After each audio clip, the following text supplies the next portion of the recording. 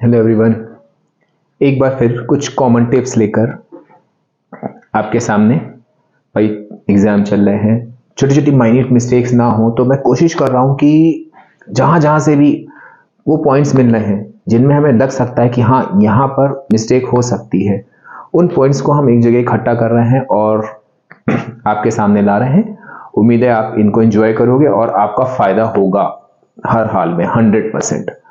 आज हम कुछ ऐसी इक्वेशंस की बात करेंगे जिनमें इक्वेशंस दे रखी होंगी, आपसे पूछा जाएगा कि what type of reactions are those, पहले पार्ट में। सेकेंड पार्ट में हम देखेंगे, मतलब सेकेंड पार्ट मींस इसी में दो कैटेगरी में डिवाइड किया है हमने पूरे वीडियो को, जिसमें आप देखोगे कि सेकेंड में पूछा गया what are the various conditions required, और ये कई बार क्वेश्चन पूछा गया है 3 मार्क्स में। 3 इक्वेशंस दे रखी होंगी आपको, आपसे कहेंगे what are the condition oblique conditions used for, तो whether one condition or so many conditions are given, you have to write only the conditions, equations नहीं लिखनी है। दोनों पार्ट में ही आपको इक्वेशन नहीं लिखनी है, केवल आपको इक्वेशन का नाम बताना है और उन इक्वेशन में जो कंडीशंस यूज हुई हैं वो बतानी है। तो चलिए स्टार्ट करते हैं। ये भी बहुत ज्यादा सी थी, तो हमने इनको भी आप जानते हो नोट कर लिया, ताकि टाइम ना वेस्ट हो कि हम याद करें फिर लिखें, तो हमने इनको नोट कर लिया। तो चलिए स्टार्ट करते हैं। आज यहां पर है आपका कि मोस्ट कॉमनली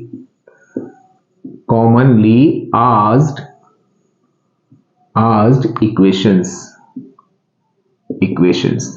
इसके इसी में हम अभी नेक्स्ट पार्ट में कवर करेंगे कि इन कुछ अलग से इक्वेशंस हैं, कुछ सिमिलर इक्वेशंस हैं, जिनमें आप देखोगे कि कौन कौन सी कंडीशंस हम यूज करते हैं। इसीलिए आप देखो, जो हमने इक्वेशन वाला वीडियो भी बनाया था उसमें भी हमने कहा था कि बेटा with balance equation, with balancing होनी चाहिए, नंबर एक चीज। नंबर दूसरी चीज, all the conditions should be there in your equations. तो हम आते हैं, पहला इसमें पूछा जाता है कि नेम करके पूछा जाता है, ये आपका नेम द फॉलोइंग वाले में, कि पहली है आपका कि sodium acetate with soda lime. अब देखो ये आपका हो गया sodium acetate with soda lime, या आपका ये है लैब प्रिपरेशन ऑफ मीथेन या इथेन। आप कहोगे अरे सर इसमें कौन सी टाइप की इक्वेशन, हम कहेंगे नहीं है, इक्वेशन है। तो यहां पर आपको ध्यान रखना है कि sodium acetate and soda lime. तो इसमें आप क्या करोगे कि लैब प्रिपरेशन में नॉर्मली क्या होता है, बच्चा फोकस करता है कि लैब प्रिपरेशन पढ़ ली, इक्वेशन पढ़ ली, कंडीशंस पढ़ ली, लेकिन वो चीज भूल गया कि इस इक्वेशन का कुछ पर्टिकुलर नाम भी है, और ये क्वेश्चन पूछे गए हैं बोर्ड्स में। तो ये आपकी कहलाती है डीकार्बोक्सिलेशन, यानी कि प्रिपरेशन ऑफ मीथेन या इथेन जो है आपकी इक्वेशन होती है डीकार्बोक्सिलेशन। सेकेंड पार्ट में हम आते हैं reaction between methane and chlorine. अब ये किस टाइप की रिएक्शन है, या ये दूसरी तरह से पूछी जाती है कि reaction for conversion of carbon tetrachloride from methane. तो देखो यहां पे क्या है कि कार्बन टेट्राक्लोराइड, कई सारी चीजें, इसमें कई सारे नाम होते हैं। आपका सबसे बढ़िया याद करने का तरीका क्या है कि आप इसमें क्लोरीन को ऐड कर रहे हो, दैट इज ये इक्वेशन आपकी क्लोरीनेशन होगी। अगर इसको आपको जर्नल में लिखना है तो आप लिख सकते हो हैलोजिनेशन, या आप ये देखो कि ये मीथेन यानी कि एल्केन्स, एन लगा हुआ है, जिनकी कैरेक्टरिस्टिक इक्वेशन होती है सब्स्टिट्यूशन। तो तीनों में से यहां पर इस इक्वेशन को आप कुछ भी नाम दे सकते हो, दैट इज सब्स्टिट्यूशन रिएक्शन, या इसको आप कह सकते हो हैलोजिनेशन, क्योंकि ये आपके जर्नल में टर्म्स हो गए, स्पेसिफिक में आपका हो गया क्लोरीनेशन। तो तीनों नाम इस इक्वेशन के सही हैं अगर आपसे पूछा जाता है। नेक्स्ट थर्ड में आता है ethene from ethanol.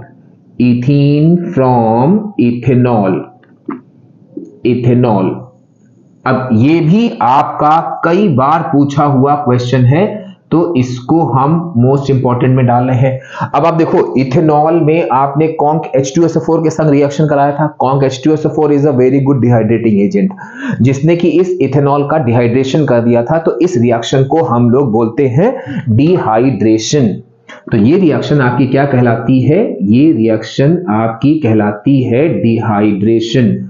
Dehydration of ethanol. काफी सारे बच्चे तो छोड़ देते क्योंकि उनको ये समझ ही नहीं आता कि बेसिकली इस क्वेश्चन में पूछा क्या जा रहा है। नेक्स्ट हम आपका आते हैं कि इथीन फ्रॉम इथाइल ब्रोमाइड। ये भी आपकी बहुत बार पूछी गई क्वेश्चन है कि ethene from ethyl bromide.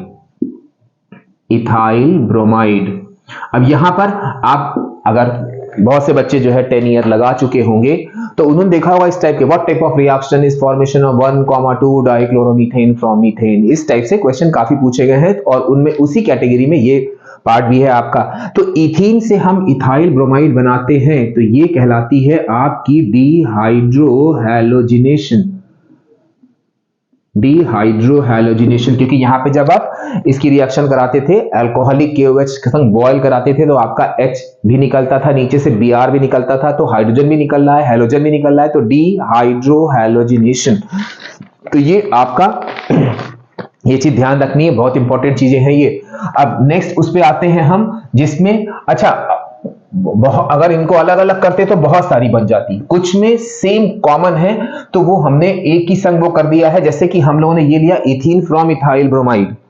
Same चीज आप ध्यान रखोगे कि यहां पर अगर आपका वो दिया हुआ है कि preparation of ethyne, preparation of ethyne, तब भी सेम, चाहे आप इथीन की प्रिपरेशन करो इथाइल ब्रोमाइड से या इथाइन की प्रिपरेशन करो, आपका इक्वेशन का नाम डिहाइड्रोहैलोजिनेशन होगा, क्योंकि उन दोनों केसेस में क्या होगा कि हाइड्रोजन भी निकलता है और हैलोजन भी निकलता है। फिर नेक्स्ट आपका आ गया, यहां पर ध्यान रखिएगा, छोटी सी मिस्टेक पे, बच्चे ने सही लिखा था लेकिन छोटी सी मिस्टेक पे हम लोगों ने नंबर काटे थे बच्चों के। ये है आपका ethane from ethene. Ethane from ethene. तो बच्चा कहता अरे सर इथीन से इथेन बनाना है, उसमें हमने क्या किया, हाइड्रोजन जोड़ा, ये हो गया हाइड्रोजिनेशन। नहीं, वहां पर आपको ये पूरा नाम लिखना है कैटालिटिक हाइड्रोजिनेशन, क्योंकि यहां पर हम क्या करेंगे, कैटलिस्ट की प्रेजेंस में रिएक्शन कराते हैं तो कैटालिटिक हाइड्रोजिनेशन मस्ट है यहां पर।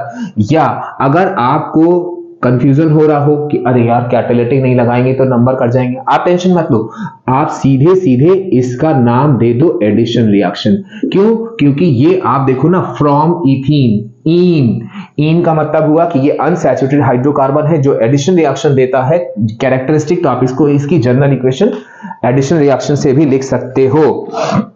देन नेक्स्ट आपका आ गया 1,2 डाइक्लोरोइथेन,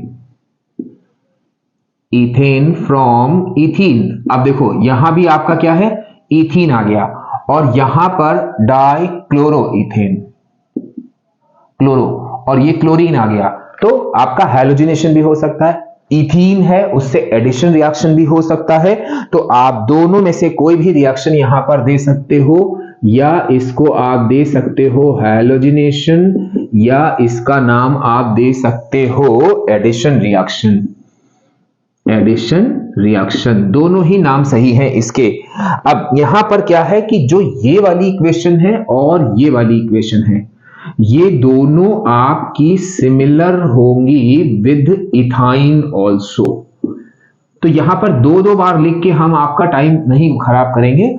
सिंपल सी बात हो गई कि आपको इथाइन में भी अगर यहां पे आता है फ्रॉम इथाइन या इथेन फ्रॉम इथाइन, तो वो कैटालिटिक हाइड्रोजिनेशन होगा, क्योंकि एल्कीन्स और alkynes they both are unsaturated hydrocarbon, they will undergo same type of chemical equations by using same conditions, तो यहां पे उनके नाम भी सेम होंगे। नेक्स्ट हम आते हैं जो हमारा दिया हुआ है एथेनॉल फ्रॉम क्लोरोइथेन।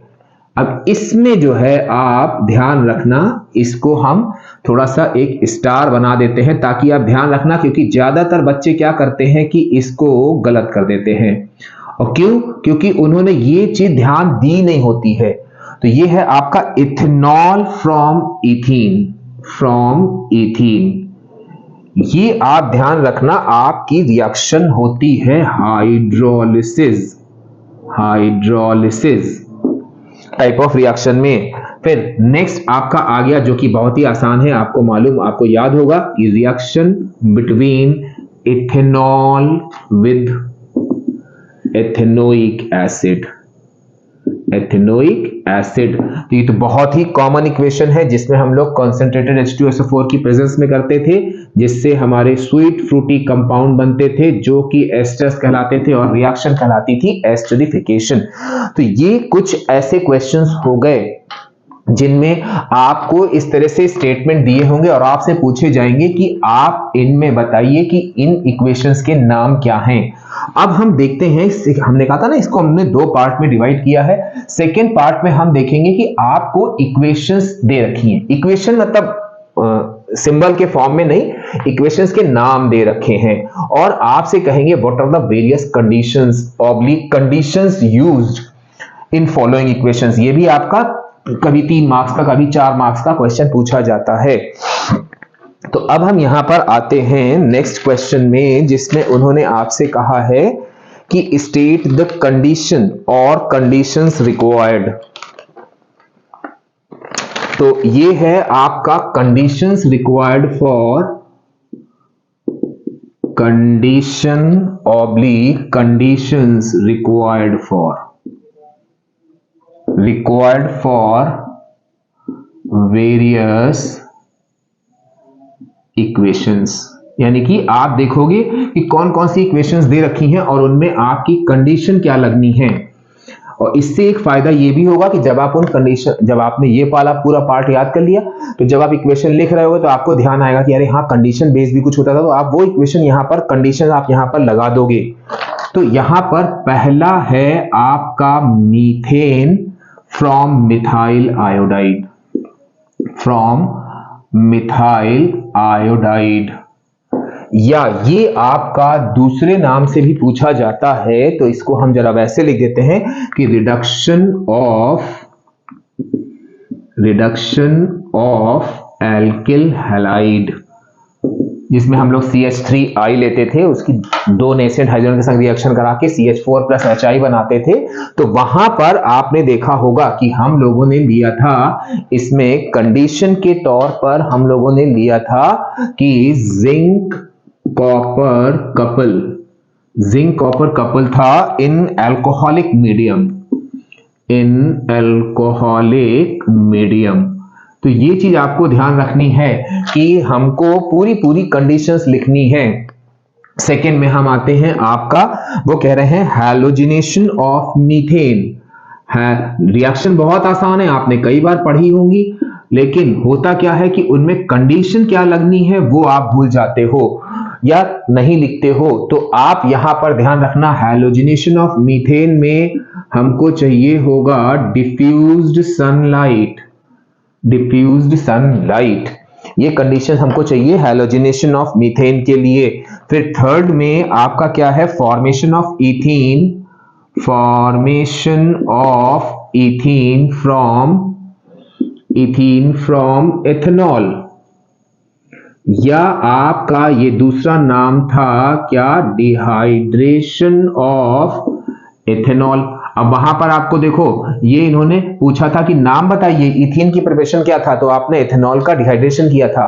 तो अब यहां पर हम क्या करते हैं, यहां पर हमारी कंडीशन यूज होती है कि हम कॉन्सेंट्रेटेड H2SO4 लेंगे और टेम्परेचर हम लेंगे, आप ध्यान दो, कंडीशन ऑब्लिक कंडीशंस, टेम्परेचर हम यहां पर लेंगे 170 डिग्री सेंटीग्रेड तक। फिर नेक्स्ट क्या है, ethene from ethyne bromide, ethene from ethyl bromide, ethyl bromide. अब यहां पर आप ध्यान रखना, ये कई बार पूछी गई क्वेश्चन है। एक्चुअली इस क्वेश्चन को देखकर ही हमें आइडिया आया कि भाई ऐसे क्वेश्चन आए हैं 3 बार और ये कई बार पूछा गया था, तो आइडिया आया कि भैया इस तरह से हम एक छोटा सा वीडियो बना दें, जितनी भी आपकी मैक्सिमम हेल्प हो सके। यहां पर क्या है आपका इसका दूसरा नाम क्या होता है? डिहाइड्रोहैलोजिनेशन ऑफ ब्रोमोइथेन।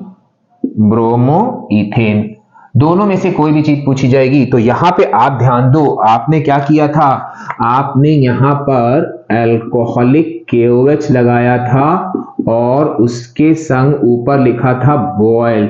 तो अल्कोहलिक KOH एंड बॉइलिंग, ये चीज आपको ध्यान रखनी है। फिर उसके बाद हमारा नेक्स्ट आता है कि catalytic hydrogenation of ethene. Catalytic hydrogenation, ये भी अभी देखो हम लोगों ने देखा था, हाइड्रोजनेशन ऑफ इथीन। तो अब यहां पे कैटालिटिक है या आपका ये है इथेन फ्रॉम इथीन, और आप सेम चीज ध्यान रखोगे, यही कंडीशंस जो है आप लगाओगे इन इथाइन ऑल्सो। इथाइन में भी सेम यही कंडीशन आप यूज करोगे। तो यहां पर क्या होता है कि भाई कैटालिटिक ऑक्सीडेशन है तो कोई ना कोई कैटलिस्ट होना चाहिए। तो कैटलिस्ट यहां पर होगा निकेल और टेम्परेचर यहां पर होगा 300 डिग्री सेंटीग्रेड। तो ये एक इक्वेशन आपकी और हो गई। फिर नेक्स्ट हम आते हैं, मतलब ये चीज आपको ध्यान रखनी है भाई, अगर कंडीशन बेस्ड क्वेश्चन आ गया तब तो भैया बल्ले बल्ले हो जाएगी क्योंकि आपको सब पढ़िए, आपको सब याद है। लेकिन अगर इक्वेशन भी पूछी जाती हैं तो विदाउट कंडीशंस आप ऑर्गेनिक में इक्वेशंस लिखोगे या कहीं भी इक्वेशंस लिखोगे तो आपके मार्क्स नहीं मिलेंगे, क्योंकि कंडीशन वो रिक्वायर्ड चीजें होती हैं जिनके बिना इक्वेशन में भी पॉसिबल है कि आपकी हो ना, और आपने वो कंडीशन मेंशन ही नहीं करी तो भाई कौन मार्क्स देगा? कोई नहीं देगा।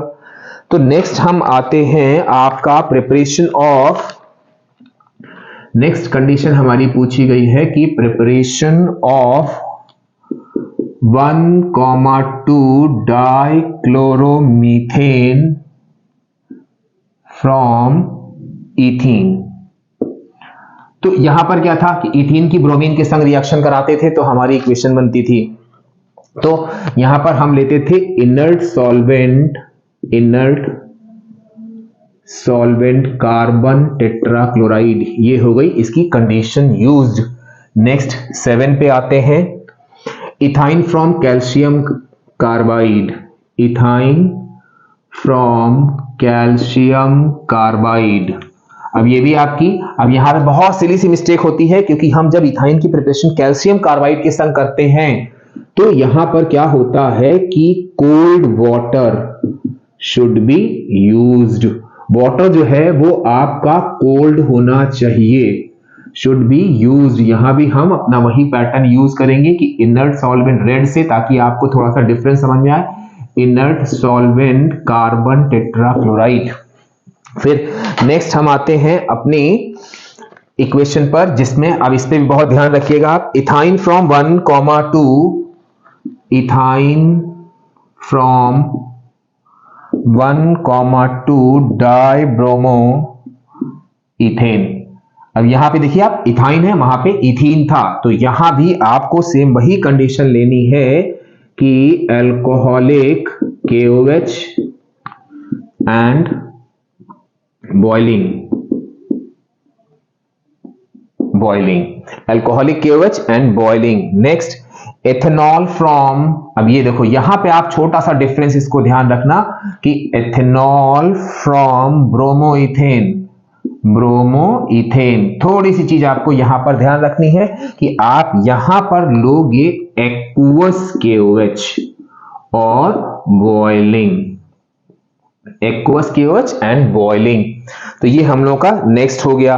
फिर यहां पर हम लोग का अगला आता है कि reaction between ethanol and ethanoic acid. Reaction between ethanol and ethanoic acid, ethanoic acid. तो ये आपने देखा ही था कि ये हमारा क्या था कि एस्टरिफिकेशन था, जिसमें हम लोग रिवर्सिबिलिटी को रोकने के लिए क्या करते थे, कॉन्क H2SO4 का यूज करते थे। तो इसमें जो कंडीशन यूज करेंगे वो कॉन्क H2SO4 होगा।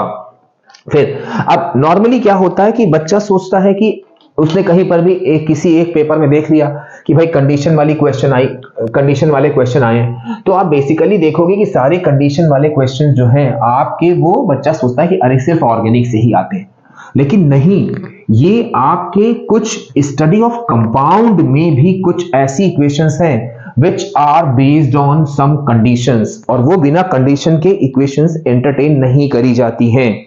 तो उसी में हम अब पहले 10 तक तो हमारी ऑर्गेनिक की हो गई, अब बाकी हम यहां पे देखते हैं। तो आप ये देखो कि हाइड्रोजन क्लोराइड गैस, और ये तो अगर आपने मेरा HCl वाला वीडियो देखा होगा, हमने कितना इसको एम्फेसाइज किया, जहां भी HCl आया वहां हमने एम्फेसाइज किया कि आप क्या करोगे, temperature should be less than 200 degree centigrade. और अगर आपको ध्यान हो तो हमने आपसे यह भी कहा था कि लेस देन और ग्रेटर देन के साइन में गड़बड़ हो जाती है, तो आप उसको वर्ड्स में लिख देना। तो hydrogen chloride gas from sodium chloride, तो हम यहां पर क्या करेंगे कि जो मेन कंडीशन ध्यान में रखेंगे जिसके बिना रिएक्शन थोड़ा सा मुश्किल हो जाएगी, वो होगा कॉन्क H2SO4, और दूसरी चीज क्या होगी कि temperature should be less than 200 degree centigrade, क्योंकि ग्रेटर देन 200 डिग्री सेंटीग्रेड पे हार्ड क्रस्ट बन जाएगी जिससे रिएक्शन रुक जाएगी। तो ये हमारी अगली कंडीशन हो गई। नेक्स्ट क्या है आपका कि nitric acid from sodium nitrate. अब सेम इक्वेशन आपकी वैसे ही आ गई कि नाइट्रिक एसिड, अब इसमें भी आप देखो, हमने जब आपको नाइट्रिक एसिड पढ़ाया था तो HCl की लैब प्रिपरेशन से ही कंपेयर कराया था कि दोनों में कंडीशन आपकी सेम लगेंगी। नाइट्रिक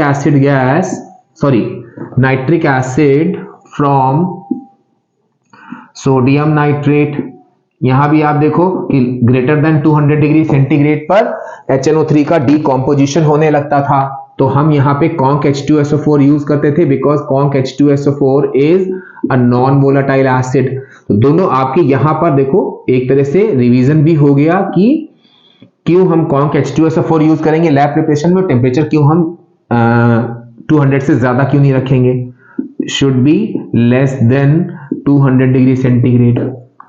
फिर नेक्स्ट हम आते हैं नाइट्रिक ऑक्साइड फ्रॉम अमोनिया 13। अब ये भी आप देखो कि नाइट्रिक ऑक्साइड फ्रॉम अमोनिया, तो आपको पहले थोड़ा तो आप सोचोगे नाइट्रिक ऑक्साइड फ्रॉम अमोनिया कि अरे ये कहां से आ गया, लेकिन अगर आप ध्यान दो तो ये कैटालिटिक ऑक्सीडेशन ही तो है 45 46, जिसमें हम लोग रिएक्शन वाले में हमने बताया था कि इसकी बैलेंसिंग याद कर लेना। तो यहां पर हम क्या करेंगे कि पहली कंडीशन लेंगे कि हम कैटलिस्ट यूज करेंगे प्लैटिनम, और इसमें हम टेम्परेचर लेते थे 800 डिग्री सेंटीग्रेड। तो ये हम लोग का एक और हो गया। अब ये तो बहुत ही इंपॉर्टेंट है जो कि हमने आपको हेबर्स प्रोसेस में बताया था कि आपको ये बिल्कुल रट डालना है, और वो क्या है आपका कि अमोनिया फ्रॉम नाइट्रोजन, कि आप अमोनिया कैसे बनाओगे। तो यहां पर क्या था आपका, खूब सारी कंडीशंस थी जिसमें आपने कैटलिस्ट लिया था आयरन, और प्रमोटर जो है वो आपका था मॉलिबेडनम, और टेम्परेचर था आपका 450 degree centigrade to 500 degree centigrade, और प्रेशर था, सारी कंडीशन लिखनी होती है, 200 टू 900 एटमॉस्फेयर। इसमें थोड़ी ज्यादा कंडीशन है, इसीलिए आप ध्यान से देखना, जब भी आपकी नजर पड़े इस टाइप के क्वेश्चन में तो आप देखोगे वहां पर लिखा हुआ होगा कंडीशन ऑब्लिक कंडीशंस, यानी कि जितनी भी कंडीशंस हैं वो सब आपको मेंशन करनी है। अगर सिंगल है तो कोई बात नहीं, सिंगल लिखिए, अगर कई सारी हैं तो you have to write all the conditions. Next हम आते हैं ammonia from calcium carbide, calcium nitride,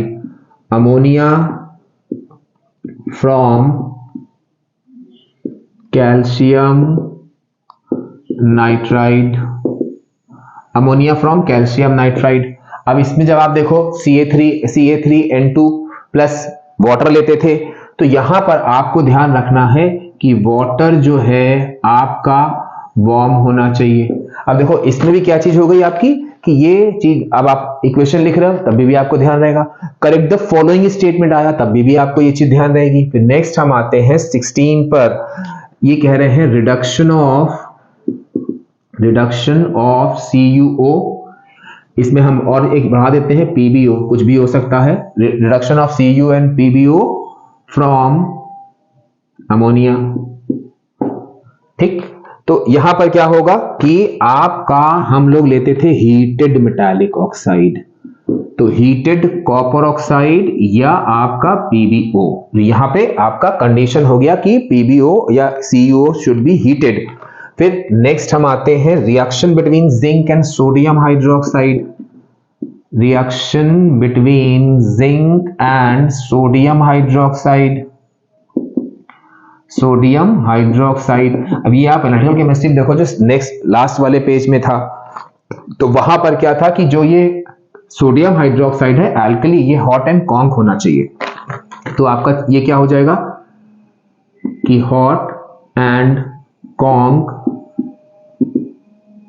sodium hydroxide, hot and conc sodium hydroxide होना चाहिए। नेक्स्ट हम आते हैं कन्वर्जन ऑफ एल्यूमिनियम हाइड्रोक्साइड।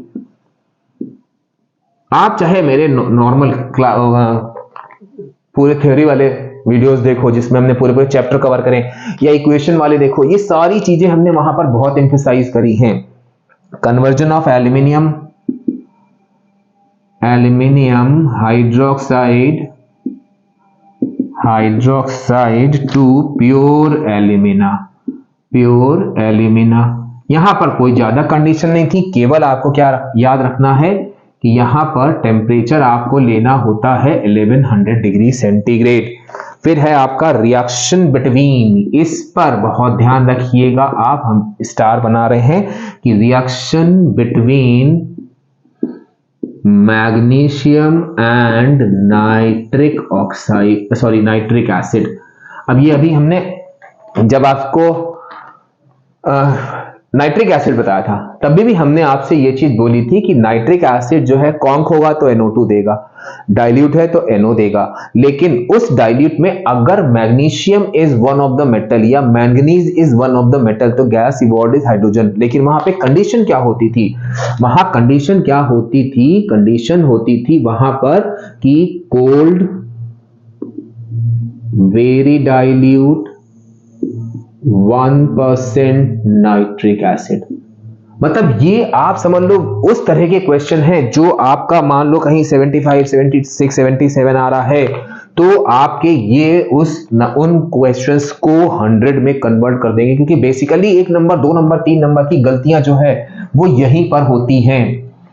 या तो बच्चा कंडीशन नहीं लिखता है, या भूल जाता है, या आपको टाइप ऑफ रिएक्शन नहीं मालूम होती है, तो इस टाइप की गलतियां होती हैं। अब लास्ट जिसको भी हम कई बार आपको बता चुके हैं कि कहीं पर भी आप देखना कि कॉन्क HNO3 यूज हुआ है या आपका डाइल्यूट HNO3 यूज हुआ है other than magnesium and manganese, तो आपको ध्यान रखना है कि कॉन्क इसमें जो है NO2 गैस होती है और डाइल्यूट में आपकी NO गैस होती है।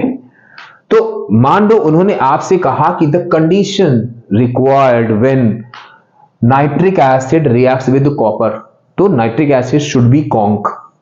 या उन्होंने आपसे कहा कि when nitric acid reacts with copper it gives nitrogen dioxide, correct the following statement. तो आपने देखा नाइट्रोजन डाइऑक्साइड, लेकिन यहां तो केवल नाइट्रिक एसिड दिया हुआ है, तो आप उस जगह पे क्या भरोगे, उस जगह पे आप भरोगे कॉन्क। तो यहां पर अगर आप बात करो कंडीशन की, तो डाइल्यूट और कॉन्क जो है NO2 और NO के लिए आपकी कंडीशंस होंगी। तो ये कुछ पॉइंट्स हमने दिए आपको, इनको आप अच्छे से पढ़ो क्योंकि अब एग्जाम में ज्यादा दिन नहीं बचे हुए हैं। टाइम वेस्ट मत करना, proper diet, proper sleep, question paper खूब बार पढ़ना आराम से। बाकी जो याद आता जाएगा एक एक वीडियो में हम आपको टिप्स देते रहेंगे। तब तक आप इसको एंजॉय करिए। नेक्स्ट वीडियो में बहुत जल्द फिर से मिलेंगे। Till then bye bye.